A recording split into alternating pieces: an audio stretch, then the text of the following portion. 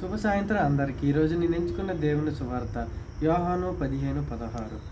మీరు నన్ను ఏర్పరచుకొనలేదు, మీరు నా పేరట తండ్రిని ఏం అడుగుదరో అది ఆయన మీకును అనుగ్రహించుటరు. మీరు వెళ్ళి ఫలించుటకును మీ ఫలము నిశ్చయముండుటకును నేను మిమ్మును ఏర్పరచుకొని నియమించి తిని. ఈ చిన్న వాక్యం దేవుని దీవించిన గాక. నా ప్రేమైన దేవుడు బిడ్డలారా, మనం దేవుని ప్రేమించటము కాదు కానీ అతను మనల్ని ప్రేమిస్తున్నాడు. మన ఒక పాపాల కొరకు, పాపాల ప్రాయశ్చిత్తం కొరకు దేవుడు తన కుమారుని లోకము పంపించారు. దేవుని ప్రేమలో ఎటువంటి కొదువు లేదు.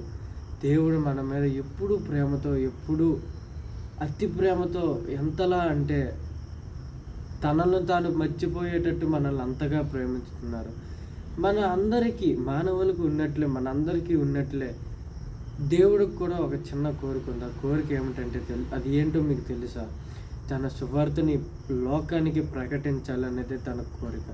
తన గురించి ప్రతి ఒక్క బిడ్డ తెలుసుకోవాలనేది తన కోరిక. నా ప్రియమైన దేవుడు బిడ్డలారా, మీరు ఎప్పుడైనా దేవుని సువార్త వేరే వాళ్ళకి చెప్పారా? పక్కనున్న వాళ్ళకైనా చెప్పారా? కానీ మనం దేవుడు సువార్తని మనం వేరే వాళ్ళకి చెప్పినట్లయితే మనకు రావాల్సిన ఈవులు ప్రతిదీ మనకు అందుతాయి.